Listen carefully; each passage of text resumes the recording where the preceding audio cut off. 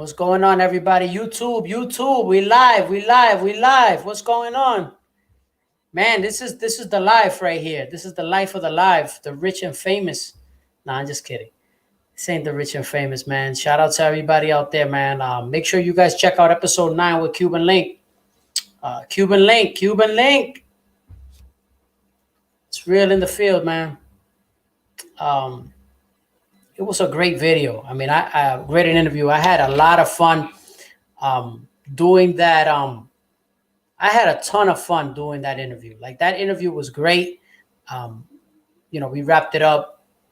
We did it straight through. I did a little editing on it, but it was a really fun interview to do. I had a good. I appreciated Cuban Link's perspective, his history, everything he did throughout, and just his transparency. Man, he kept it as authentic as anybody could. He was in there fishing in the background. He was doing, he was kind of maneuvering, fixing his hat. Like, it went from like light to dark. Like he was in and out of his car. Like it was him in his purest form. And I wouldn't have it any other way. I always say, whenever I do have guests, is for them to be themselves. I always want guests to be themselves.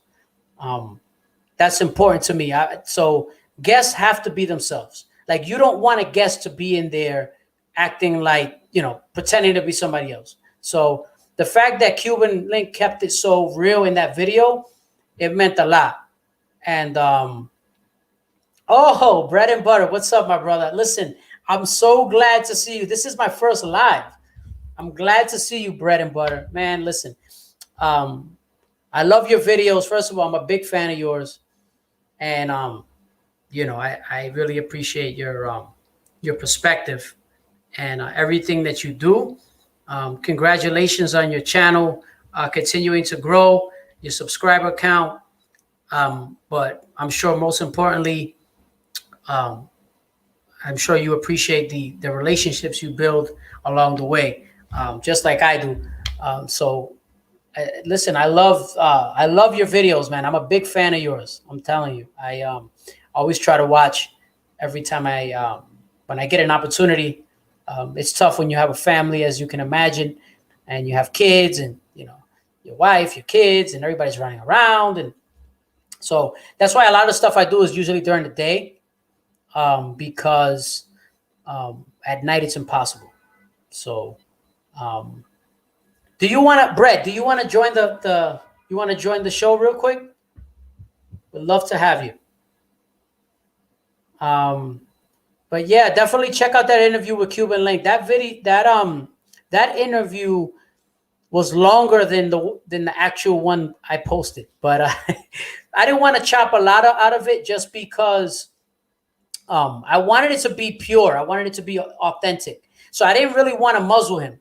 I wanted the guy to be able to speak his mind and say what he felt, but at the same time, I didn't want it to seem. No,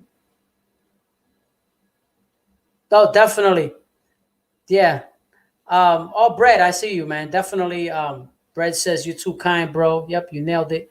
No, definitely, bro.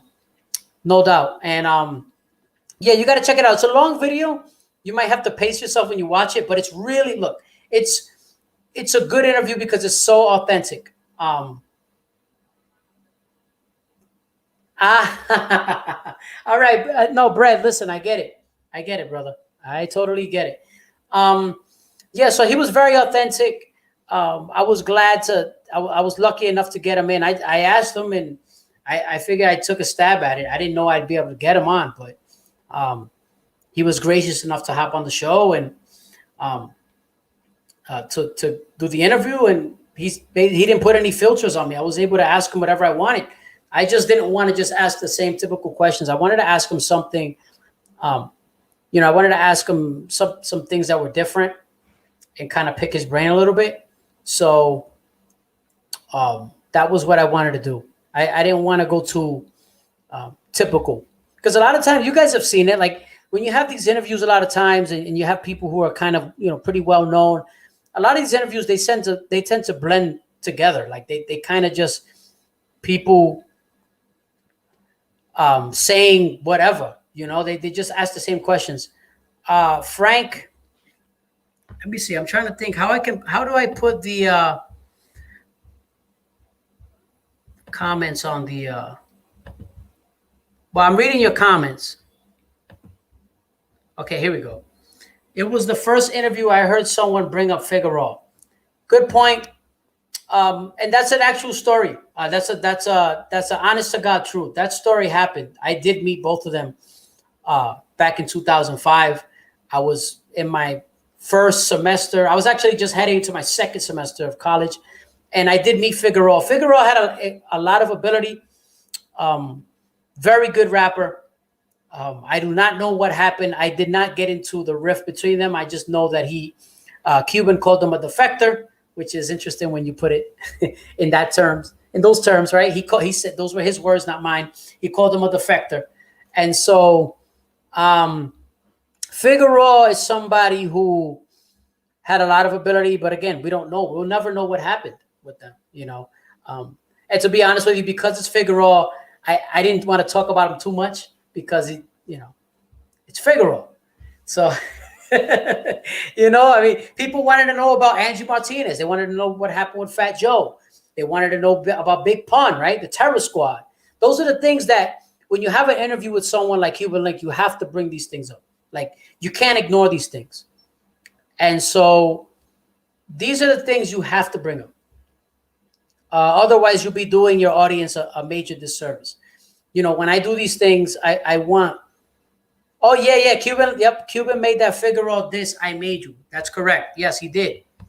He did make that. Yep, he did. I remember that diss listen, I was a big Cuban Link fan growing up. I felt that after Pun passed, he was the next one up. And he was in a position where he was going to be that next guy. I don't think there's any doubt about it. He was going to be the next guy. It's just a matter of how he was going to put it together. The label campaign. Look, they promoted the hell out of that song, Flowers for the Dead. Still Telling Lies, to me, I may be in the minority. I don't know about you guys, but I liked Flowers for the Dead. I did. I thought it was a very well done song, heartfelt song. I kind of was partial to Still Telling Lies. I loved Still Telling Lies. Still Telling Lies was my song. Like, that was, first of all, that was a Neptune's production. Let's be clear. Neptune's at that time was not as big as they were. That was the beginning of Neptune's. And so he got a feature with Neptune's, a production. He got a record produced by Neptune's. Like, that was a big deal. That contract that he signed, he was in line with Atlantic Records. Cuban Link was in line to be the next big star. And I believe he would have done it. He had the appeal. And one of the things I didn't get into with him, but I feel like in my heart of hearts, I think the way things went down with Terror Squad, the way things worked out in the end with Terror Squad, I think they took a toll on him. I really believe they affected him to the point that the music business, to me, and I don't know if he'd admit this or he'd say this, but it wasn't the same for him. I got the sense that it took something out of him, that whole back and forth, because you got to remember the Terror Squad video, the video, the Terror Squad was a big deal. Like, they were doing big things. Ray Colon, shout out to you, Ray Colon. I appreciate you checking in. And just finished that Cuban Link interview, brother. Great interview, bro. Enjoy the content. Ray, listen, I appreciate your support. It means a lot to me. It means the world. Since I haven't been doing this that long and I'm just grinding. I'm trying to grind, and having these interactions with all of you makes it so much more pleasurable for me. It makes it that much more rewarding. So I greatly appreciate all of you for watching this video, and I'm glad that you enjoyed it. I try to make it different. I wanted the interview I didn't want it to be the typical, FTS, F Fat Joe. If you notice, we talked about it, but it was a different. The I wanted this interview to be different. The Santos says interview was going to be different than anything else he's done, and my goal was to accomplish that, and I hope that that's what we did. And that's what we did. So um, that was in a nutshell. Um, we were in the South waiting for Cuban. Hold on 1 second. Give me 1 second.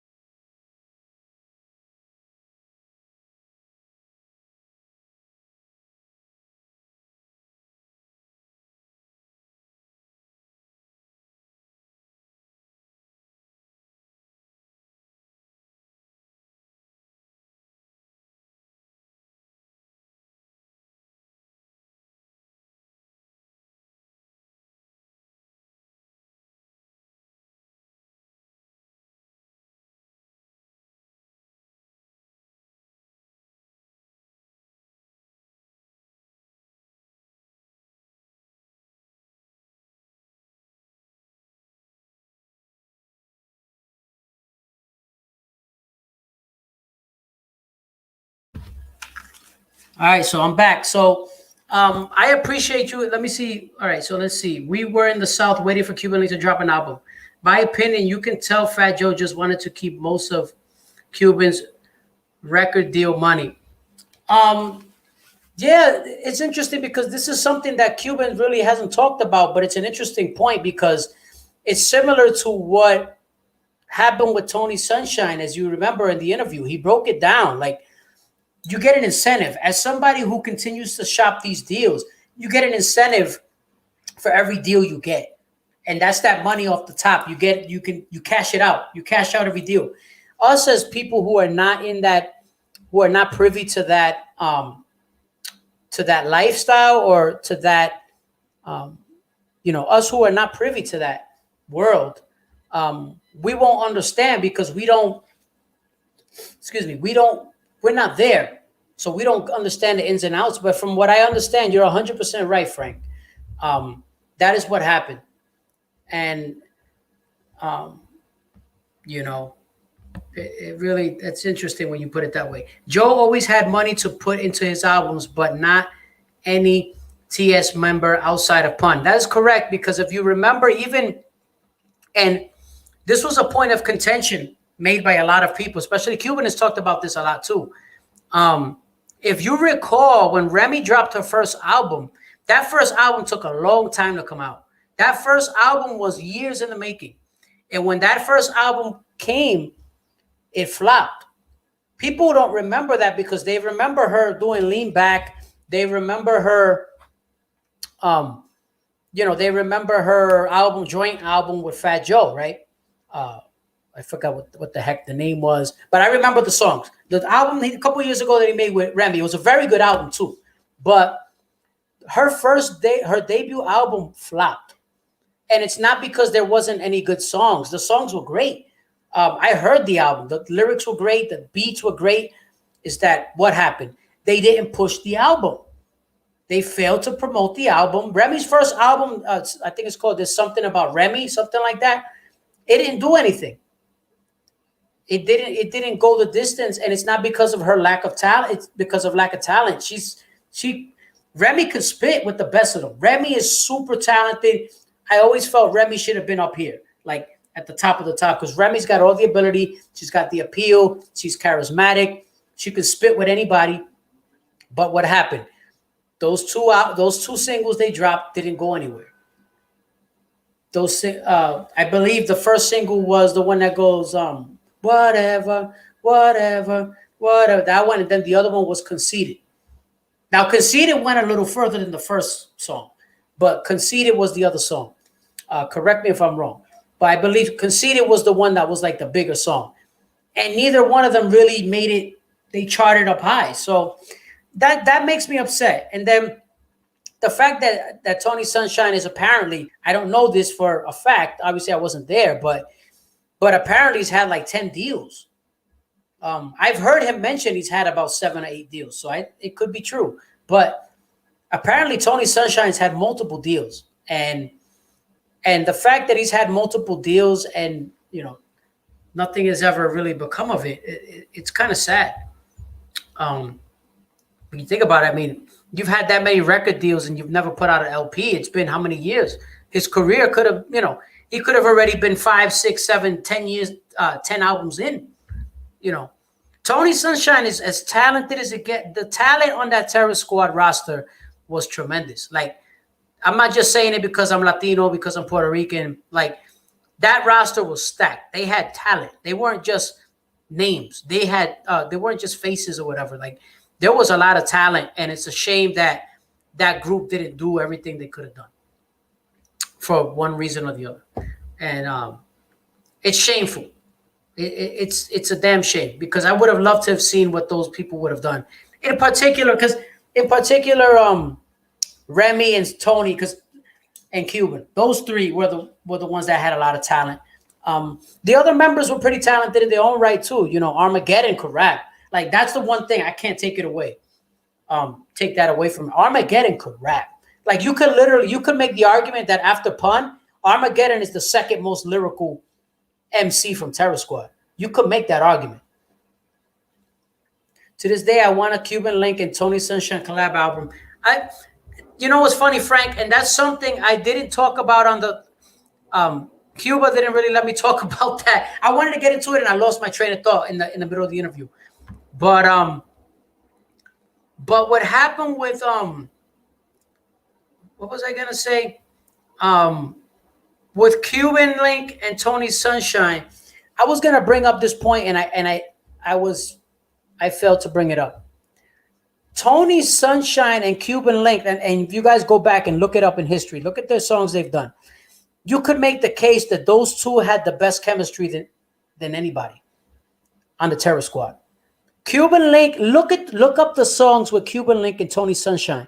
There's dozens of them.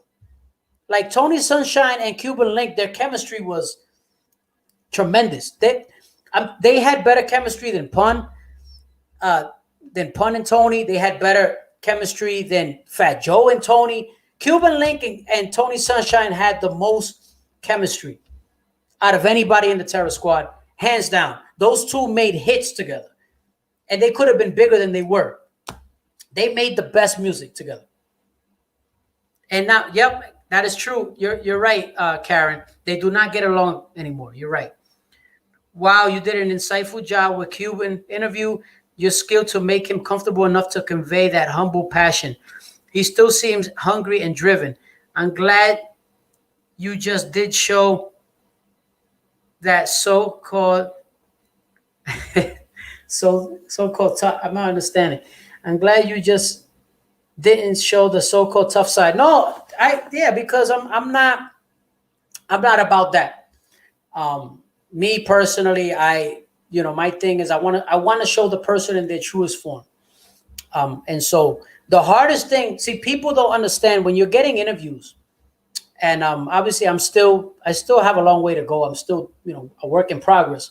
People don't understand that when you're doing interviews, when you're trying to book somebody for the show, the hardest part about booking someone for the show is not reaching out to them, or for them to, they're not looking at your views. They're not looking at your stream. They're not looking at that. The hardest thing to do is to earn their trust, to know that you're not going to jam them, so to speak, or you're not going to put them in a position where they're going to say something they don't want to say. That's the hardest thing. So for me, that's easy.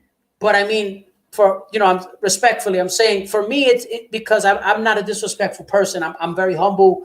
I'm a professional. But what I'm saying is for them, it's hard because they don't know who to trust. So being able to get that part out the way, once you can get them to trust you, and they'll know that they can confide in you, and they'll have the confidence and the they'll have the belief in you that they can be themselves. The rest is, it takes care of itself. So, and so I'm very grateful for that. And quite frankly, I had a lot of fun. I'm grateful also for all of you uh, for for the interest you showed in it. Obviously, for Cuban Link, it wasn't necessarily for me, but I'm glad that I was able to help deliver that um, for you guys and play a part in it. So I'm glad, and so with that, I invite you all to just stay tuned. I'm going to continue to put together interviews. I can't guarantee it's going to always be with people that are on that scale as far as that famous or that well known, but I will. But I do promise that I will continue to put out content and interviews or monologues as well that are entertaining and that will provide a good, you know, that you guys would really get something out of and enjoy. Her mama still telling lies, cheat on her. Those were good songs. Yeah, those were great songs. The song "Cheat on Her" actually originally had Tony Sunshine, and then they removed him for the 24 karat final version, and they replaced him with Carl Thomas. Interestingly enough, so that kind of, I never understood that. Not that I love Carl Thomas, but I mean, you know, they weren't. I don't know if they believed enough in Tony Sunshine at that point that they took him off the record and put Carl Thomas on it. And quite frankly, the Carl Thomas version I don't like as much as I like the Tony Sunshine version. The Tony Sunshine version sounds better, in my view. But I do love Carl Thomas. I have all his albums, and I love it. Thanks for having him speak. I'm going to put this on the screen. Thanks for having him speak about Cuba. I only understand some of it due to my limited Spanish. Oh, yeah, it's funny you brought that up. So, again, I wanted him to be him. I wanted him to be authentic. So, I said it. I did not. It didn't occur to me when I told him to speak about Cuba that he would do it in Spanish. But that's how he felt. And quite frankly, it was too many words for me to translate. I thought about it when I did it. I thought about putting caption on it. I was gonna do it, but it was too many words. It would have been too much caption. It was just gonna ruin the visuals of the interview. So I didn't do it. But I had thought about it when I was editing the scene. I was thinking about just having it in having a caption for him for when he's talking, right? So that we can break it down for the non-Spanish speaking audience. I do appreciate you watching and that you enjoyed it though, Karen, and everybody as well. Like that means a lot to me that you guys enjoyed this interview. It really motivates me to want to keep pushing forward and making more content. So yeah, no, listen, what's going on in Cuba, we got to get behind them. We got to. They need all of our support, whether you are Puerto Rican, Black, Cuban, Mexican, whatever you may be, Asian, white. We need to all get behind Cuba right now with what's going on. And that was part of the motivation and my inspiration for having him address the Cuban people. So, yeah. With that said, I am going to sign off. I just wanted to check in with you guys. This is the first live I've done on my channel. I look forward to doing some more lives with you guys. I enjoyed this. This was a great experience. Thank you all for subscribing. Thank you for checking out the video. I really appreciate the support. Also, don't forget to check out santos-threads.com. I do have an apparel shop where I sell men's and women's apparel. And definitely we're building. And also, I do keep a ongoing catalog of my podcast on there as well. Although my catalog is available on YouTube as well. So, gracias. Yes. Gracias a ti también, Karen. I do. And Frank and everyone who joined. I thank you all very much. Make sure you also, bread and butter's there. Butter, definitely stay healthy. I wish you nothing but the best, Bread. I appreciate you. Listen, I'm a fan. I'm going to keep watching you as well, your content. And you guys make sure you check out Bread and Butter, man. He's the authority of for sneaker reviews. This guy is really good a good buddy of mine as well. He's a YouTuber, and his channel's grown really fast. And he's a really good guy. Gives a great perspective on sneakers. Sneaker enthusiast like myself. I don't do sneaker reviews, but I go to him for his because I love watching his videos. The guy's amazing and real cool guy. So make sure you check that out. Make sure you check out Santos-Threads. Follow me on Instagram. What is it? Instagram at Santos Thread Shop. And away we go. Everybody have a wonderful weekend. I may come on to do a live at some point tomorrow. I'm thinking about it. Now that I'm doing this live thing, we'll see. But much respect to all of you. Many blessings. And until we meet again, thank you.